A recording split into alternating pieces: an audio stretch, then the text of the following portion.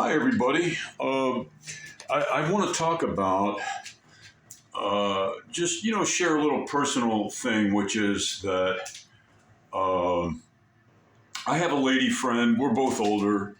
So she ain't no girl. I ain't no boy. So we're not boyfriend and girlfriend. I mean, that's a kind of a, whatever it is, she's older, I'm older.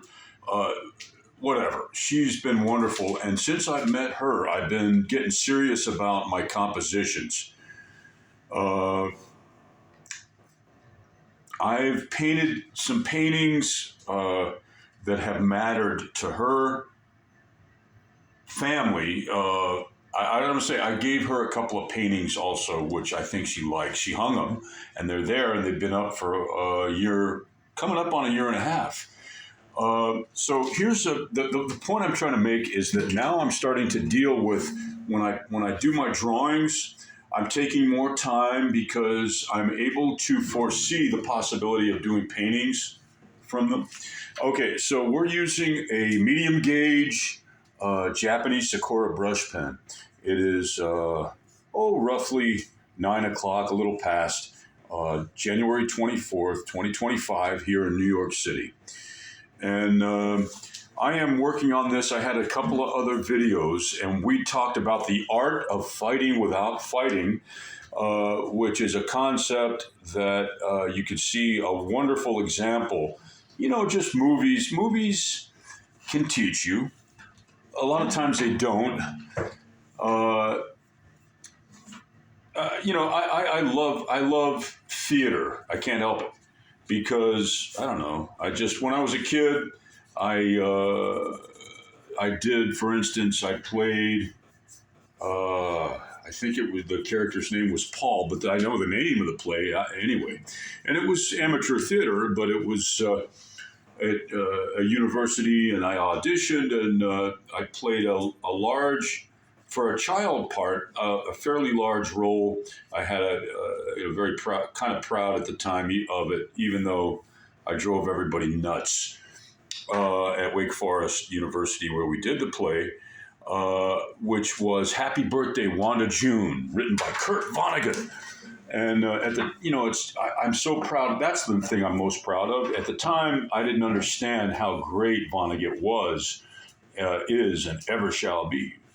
My wonderful father, who is now passed, was a big Vonnegut reader, and I began to read Vonnegut later in life, which, I don't know. I recommend it. I recommend Slaughterhouse-Five. I recommend Player Piano, which I believe was his first, and, I don't remember anything further. I mean, he did interviews regarding Player Piano, which he kind of, I thought, I mean, go back and check if you're a fan, if you're a literature fan, or even especially if you're a Vonnegut fan.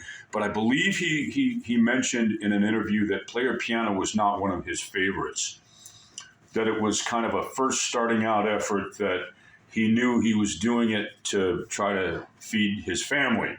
That's kind of but check on that. I digress. Check on that and make sure I'm right on that, and then put in the comments your thoughts about Vonnegut in general and Player Piano in specific, or Slaughterhouse-Five, or Mother Night, or Breakfast of Champions. He was really, really a wonderful humorist, and below the humor was truth.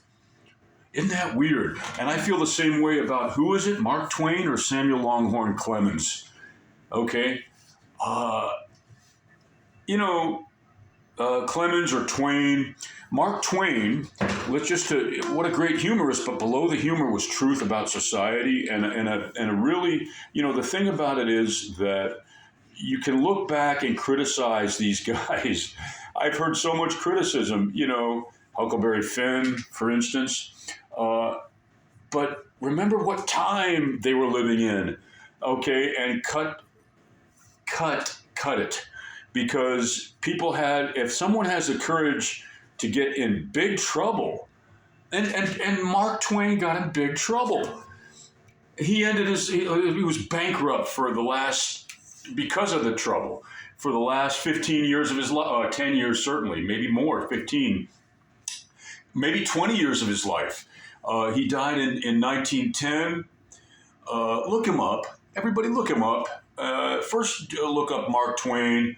Look up the Huckleberry Finn controversy. I'm not here to say one way or another about anything. I'm just here to report, as an educator, that he is a viable aspect of American literature in specific. And he was a philosopher. Whether whether he was called one or termed one is of no consequence.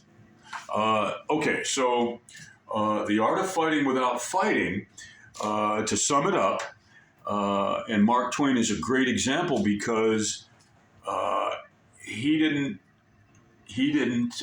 wasn't a fighter like Jack Johnson, fighters of his time, which Jack Johnson was probably doing stuff right as Twain was getting ready to pass away. Look up Jack Johnson. He was an incredible fighter. Look him up. But so I kind of love to sum it up by saying Jack Johnson, Mark Twain, because I spoke earlier about Mike Tyson because Jack Johnson was a hero because he lived in a time when if you were African American, you might as well just forget it. And he said, no, I'm not going to forget it. I'm going to make something of myself. And he beat odds that I just can't imagine how he did what he did as a boxer, as a fighter, because he didn't just become a great boxer. He became a force in a culture which, if you were African American and a man, especially if you were an African American male, in 1910 when Jack Johnson was fighting, forget it. Just forget it. The best you could hope for was servitude. In a way that maybe you could provide for your family. Maybe, probably not, but maybe. If you just played the game perfectly, you might be able to feed yourself and your family. And Jack Johnson said, no, I'm not playing that game. I have something more to give as a member of this society. I feel that it's sad that the only thing that he was able to do, thank goodness he was a very gifted boxer, because but there's nothing really sad. I'm lifting him up. I'm lifting up the memory of Jack Johnson, and the art of fighting without fighting can involve fighting, because what he did was he fought impossible odds in a racist culture. Okay, he had to do it through fighting, but it wasn't really fighting. It's boxing. It's more like entertainment and a show, but it's dangerous. If you're up there boxing, it is fighting, of course, but even if you lose, it's horrible to lose. No one wants to lose, and no one wants to get beat up in public, but even if you lose, you get compensated well. He helped to establish African American men getting paid well for that, as well as all other cultural groups who boxed. Okay, I don't know what else to say except look at the Bruce Lee, again, I have to say it, I remind you over and over, Enter the Dragon, the scene where Bruce Lee gets the better of a bully without beating the guy up. And I don't want to spoil it. You watch the movie, find the scene, and you'll know what I'm talking about. Everybody have a great rest of the weekend, January 24th, 2025. Thank you.